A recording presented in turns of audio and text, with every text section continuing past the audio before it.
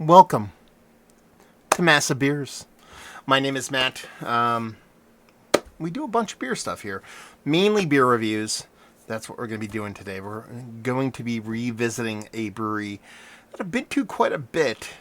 Haven't done a ton of reviews of. I'm excited because it's a style I dig. A little bit of Lone Eagle up in this piece. This is their Double Eagle. Yeah, this is a barrel-aged Baltic porter. This is out of Flemington, New Jersey. I actually only think I've done like 2 or 3 reviews by them. The last one I believe that I did was an Abbey Double that was barrel aged. I was a little bit let down by that because I've got high standards when it comes to my barrel aged Belgians. But this looks like it's a collaboration actually between Lone Eagle and ShopRite, oddly enough, which is a supermarket here in New Jersey. Love ShopRite actually. Very much kind of like equal to, if not a slight peg down from Wegmans. And then Kinsey, which I assume is the barrel provider. Let's see what it says in the back. It actually says, proudly brewed at Lone Eagle, Flemington, New Jersey. Our Baltic Porter is a very dark brown lager with accents towards the malt, featuring pronounced flavors of toasted bread, dark caramel, subtle chocolate, and hazelnuts. This beer was further aged in new charred oak Kinsey barrels that previously held a special wheat whiskey. So you're talking about a wheat whiskey base, imparting a very refined oaky vanilla note and complex aged character similar to sherry wine. That all sounds fantastic. Hopefully that's the case. You get this nice kind of gloriously kind of shiny wax on top. I don't have my... I'm kind of like half getting my crap out of my beer room now.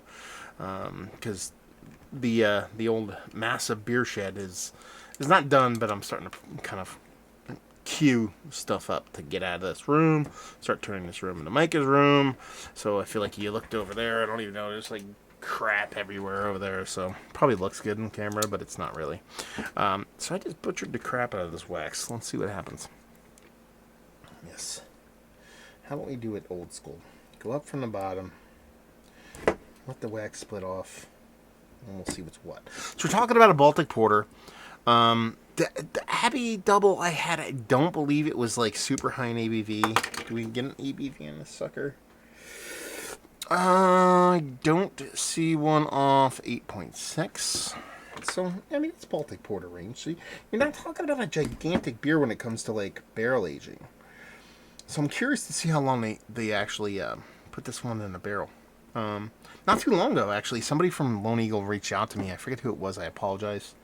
Who you are. I'm not purposely not remembering your name, but it was like, I believe it was one of the owner's partners, like partners, like life partner's wife or whatever. And they were like, why don't you come down and do like a guest bartending thing at Lone Eagle? I'm like, actually, I would do that, but such is COVID, so I haven't done that. Maybe I'll reach back out. I don't know. So let's give this a pour, see what's what. Bottle-wise, I'm not going to lie. Love it.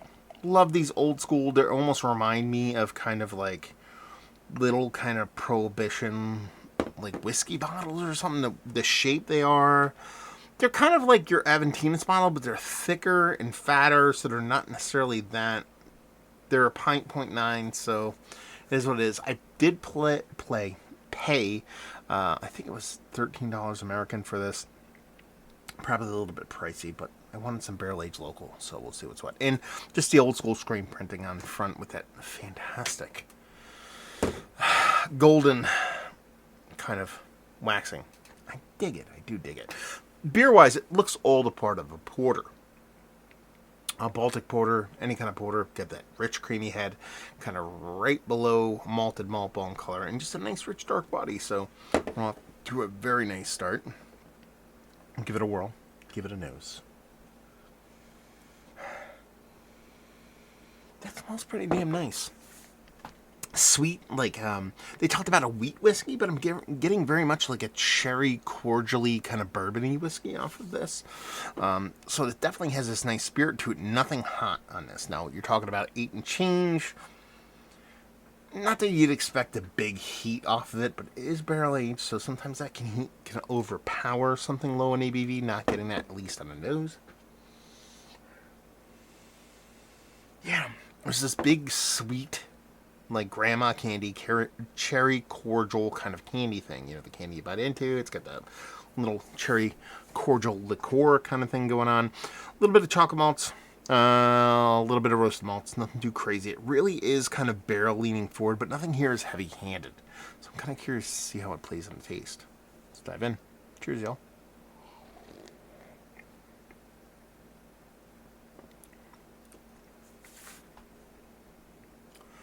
It really does kind of mimic that Whitman's, you know, cherry cordial candy kind of, like, again, I've talked about this ad nauseum previously of barrel aged beers, but that kind of like Whitman's candy thing you get your grandma has, and you open it up, it has the legend on it, like that clear plastic, and tells you what each candy is.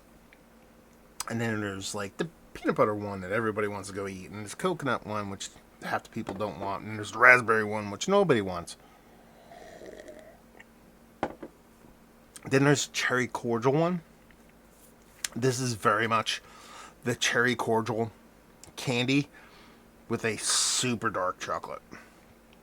It's undersweetened. I think that was the case for the Belgian, I believe. I'm not hating on it, but just a touch more sweetness here. And you're talking to a person that actually appreciates undersweet more than oversweet. I think a little bit of sweetness here would have kind of like just kind of amplified this beer, made it a little bit more.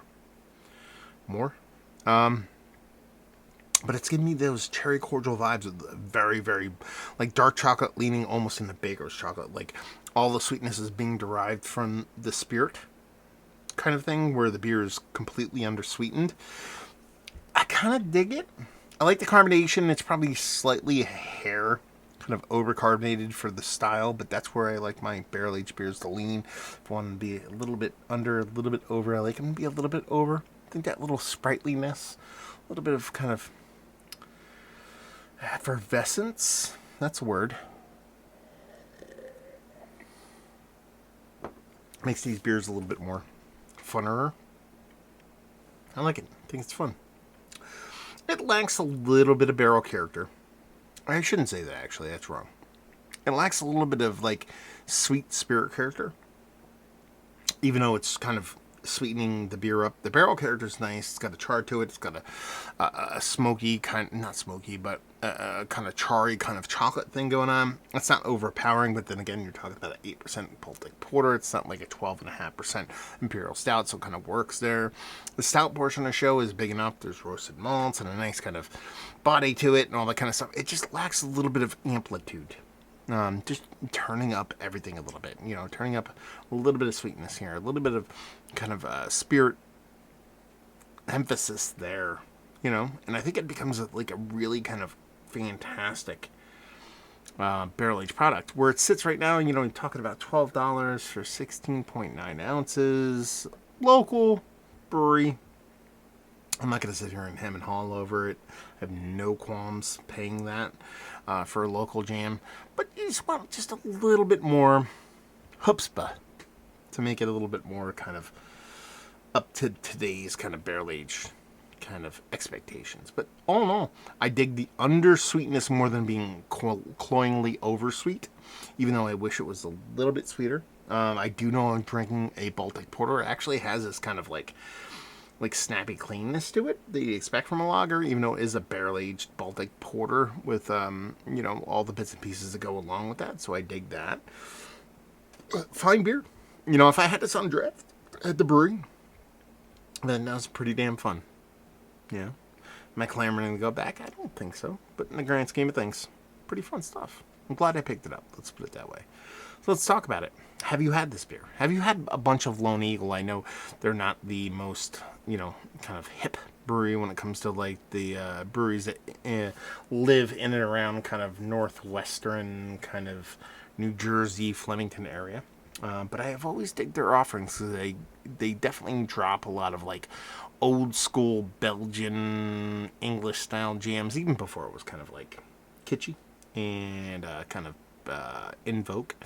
So I've always dug their beers. What do you think? Have you had their beers? What do you think of their beers? Have you had this particular barrel-aged jam? Have you had the Belgian jam that I drank? Have you had any of their barrel-aged stuff? And where does it kind of sit when it comes to the beers that you dig? So there you go. Let's talk about it down there. So hopefully you guys enjoyed our review. Hopefully you're drinking some barrel-aged old schoolness right now. We'll see you next time. Cheers, y'all.